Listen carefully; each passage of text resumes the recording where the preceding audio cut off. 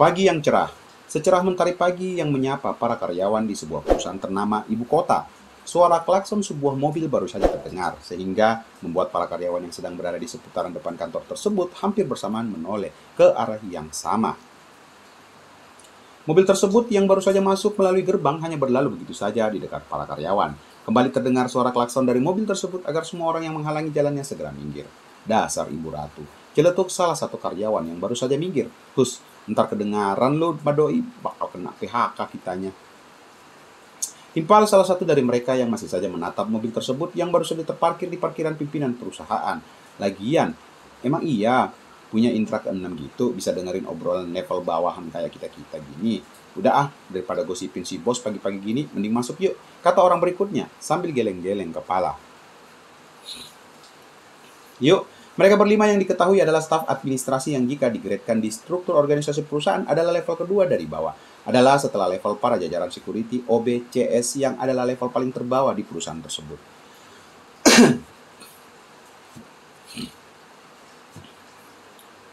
Tiba-tiba seperti waktu berjalan begitu lambat, dan dengan gerakan slow motion pintu mobil mewah tersebut terbuka, menapak sebuah kaki dengan sepatu yang harganya cukup mahal. Diikuti oleh keseluruhan badan keluar dari dalam mobil adalah tak lain putri tunggal pemilik perusahaan yang saat ini menjabat sebagai direktur keuangan.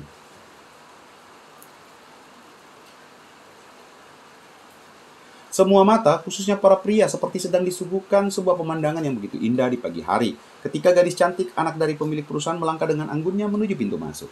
Cantiknya, kapan ya jadi cewek gua? Bisikan-bisikan pelan baru saja terdengar dari beberapa karyawan pria yang tak melepaskan pandangan mereka dari sosok gadis itu. Memiliki wajah cantik blasteran adalah impian banyak wanita di bumi ini.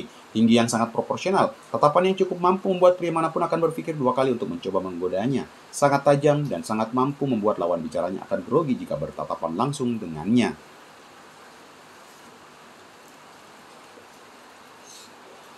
Yang lucunya, gadis itu sebenarnya mengetahui bahwa dirinya sedang menjadi pusat perhatian oleh kebanyakan orang yang masih berada di depan kantor. Namun seperti tak pusing dengan hal itu, dia pun melangkah dengan langkah biasanya tanpa merasa risih sedikit pun ke dalam kantor. Tentu saja dialah Melani Putri Harimukti yang akrab disapa Mel yang telah dilahirkan di keluarga cukup berada 24 tahun yang lalu. Setelah menyelesaikan studi S2-nya di luar negeri, maka ia pun memutuskan untuk membantu sang ayah menjalankan bisnisnya di perusahaan. Adalah perusahaan yang seharusnya telah kolaps 2 tahun yang lalu jika saja sang papa tidak bertemu dengan seseorang. Dan akhirnya memaksa sang papa melakukan merger dengan sebuah perusahaan raksasa yang mempunyai anak perusahaan lebih dari 50 perusahaan yang tersebar di mana-mana. Hingga merelakan sahamnya tertinggal hanya 40% saja. Namun pria yang mempunyai saham 60% di perusahaan miliknya cukup bersahaja dan terkenal dengan kebaikannya selama ini dengan mempercayakan kepada Papa Melani untuk mengelola keseluruhan operasional perusahaan tersebut dan cukup melaporkan hasilnya di setiap national meeting di akhir bulan yang diadakan di kantor induk perusahaan. Dan dihadiri oleh semua owner perusahaan yang bergerak di bidang berbeda-beda dan telah merger sama persis dengan perusahaan milik Papa Melani. Melani yang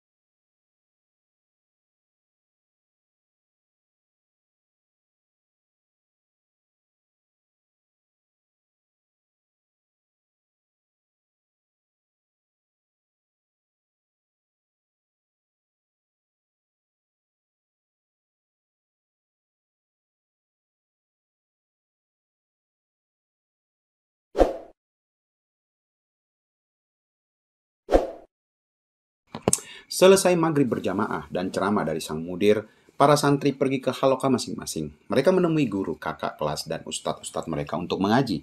Ada yang ikut kelas Qori, ada juga yang ikut pengajian biasa. Roy juga sudah memiliki murid halakoh sekarang. Bocah-bocah santri yang diajarnya semua sudah lancar membaca kitabnya. Ia hanya cukup membimbingnya. Ia melihat ustadz-ustadz lain juga sibuk dengan halaqah pengajiannya. Saat mengajar di salah satu balai pesantren, Roy bisa melihat Ustaz Aini sedang mengajar halaqah para santriwatinya. Sebagai ustaz senior yang mengajarkan santri yang senior pula di depan kantor di ayah itu. Ia berdiri mengajar sambil menerangkan tata cara melaksanakan rawatib di tempat itu. Ia sungguh terlihat sangat wanita. Memakai pakaian serba hitam itu terlihat cantik di mata Roy. Ketika sedang asik-asiknya memperhatikan Aini sedang mengajar, Boim memanggilnya. Ia menyuruh Roy untuk datang menghampiri ke samping balai itu sambil bilang, "Kalian teruskan ngajinya. Ustadz mau ngobrol dulu sebentar sama Ustadz Royhan." "Iya, Stad," jawab santrinya. "Ada apa, Tat? Ini ada undangan reuni di Jakarta dari alumni angkatan A, B, dan C. Antum bukannya angkatan itu?" Roy melihat sebentar undangan itu. Memang itu adalah nama angkatannya. "Iya sih, Tat. Tapi aku kan nggak sampai lulus."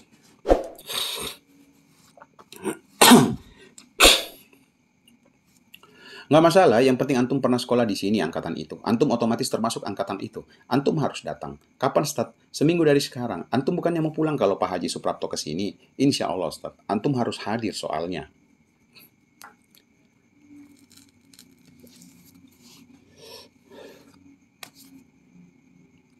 Ia mengambil HP-nya dan membuka salah satu aplikasi chat. "Saya sudah ngomong ke anak-anak itu tentang kegiatan antum di sini. Mereka nggak percaya kalau antum mau bangun penginapan di sini. Antum udah bikin bangga angkatan. Mereka mau antum datang." "Ah, Pak Ustadz bisa aja. Belum apa-apa, Ustadz. Baru juga saya manjat tebingnya tadi," ujar Roy yang ditertawakan oleh ustadznya itu.